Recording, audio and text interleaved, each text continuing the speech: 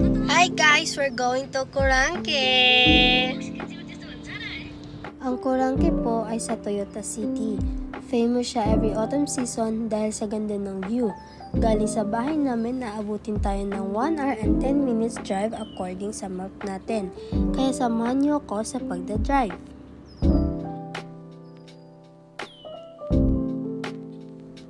So ayun na nga po, malapit na po kami sa may entrance ng Kurangke.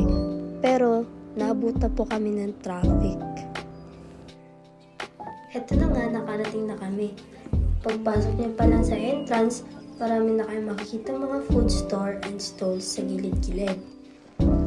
Maganda naman dito pag gabi, pero ang daming tao, sobrang daming tao.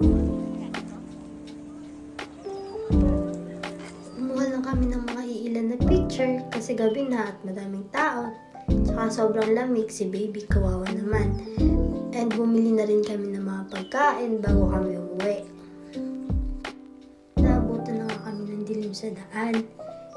Pag-uwi namin, hindi naman traffic kaya mabilis lang po kami nakauwi. After 1 hour and a half, nakauwi na po kami kaya ginising ko na po yung dalawa sa likod. Wake up! Wake up!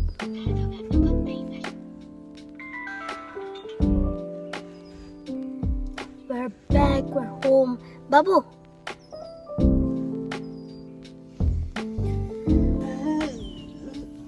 Kaya guys, try nyo pumunta sa Kurangke. At dito naman nagtatapos ang ating mini vlog.